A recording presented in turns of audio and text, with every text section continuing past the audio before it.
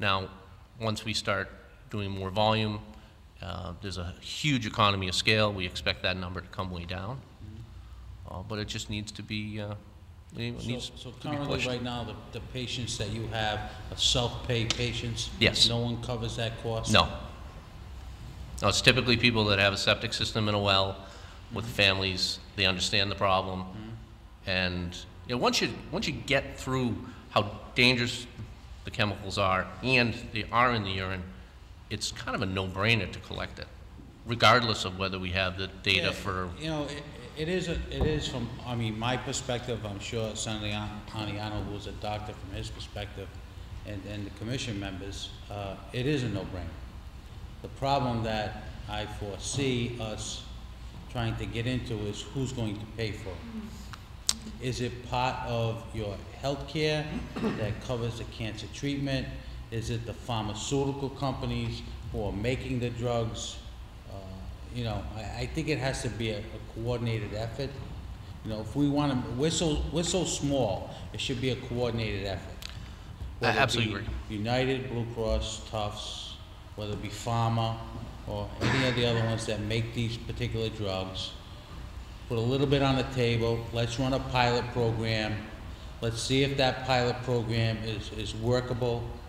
Let's see what issues that we have, just like what I'm looking at as far as collection goes.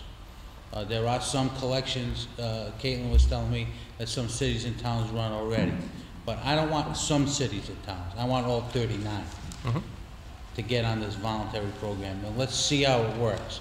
Because ultimately, it's going to help our grandchildren and future family members down the road if we can get this to be a cleaner, safer Rhode Island. I can't agree with you more. So my question to you would be, if the three of us, Senator Picard and Senator Aniano, sit down and try to draft a piece of legislation, like I want to do a pilot program with the recycling of drugs, pharmaceuticals, and Senator Aniano and I were having this discussion. I don't know, it wasn't the last time because I wasn't here, it was the time before. If we do a pilot program, would you do a pilot program with a hospital like Women and Infants? Absolutely. Would you do a pilot program with an infusion company? I absolutely would. Okay. How long do you think that it would take you to do a pilot program and come back to these guys, because they ain't coming back to me, on in a report, per se, that you've taken in 57 patients and you did X, Y, and Z, and if in fact this works, this would be the cost. Because eventually, the way I see it, from being the outside, someone's got to help Rhode Island, and it can't be all on the individual who's going through chemotherapy. It's bad enough they have this dreaded disease, and to come up with an extra $1,000 when they're probably not working is a big burden on them. And we pay an enormous amount of money for health care right now. Matter of fact, I got the figure because I'm out in 26 days. It's about $1,750 for a two-person coverage right now. That's a huge amount, times 12, and even the companies. Even the companies that have to give health care. And I'm sure that's going to increase when the Obamacare kicks in, because everyone's going to have it. But we need to have a discussion and trying to do what we can do to move this agenda forward.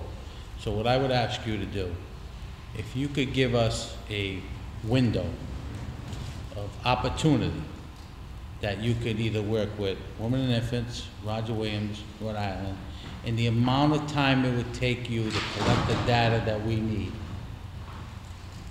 And then they can go to the healthcare providers and say, listen, this is a portion that we would like to have covered for our patients in Rhode Island. Can you get us that information? I can probably tell you right now. It's very easy for us to do that. You're not going to tell us right now because we're running out of time. Okay. I would like something by email. Okay. So I can share with Senator Aniano, Senator Picard, I'm looking to do something the week of the 17th, Okay.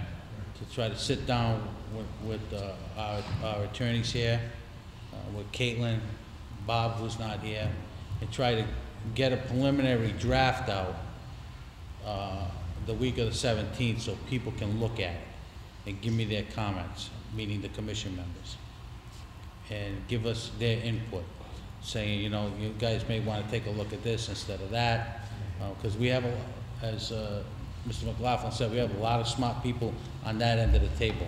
Us two over here, we're just, you know, elected official. Well, he's a doctor and I'm just a maintenance man. But anyway, I mean, that's what I'm going to try to accomplish. If you can help me with that, that'd Absolutely. be very much appreciated. And then we'll get something drafted. We'll get it out to the AG's office. We'll get it out to the DEM, and then Department of Health.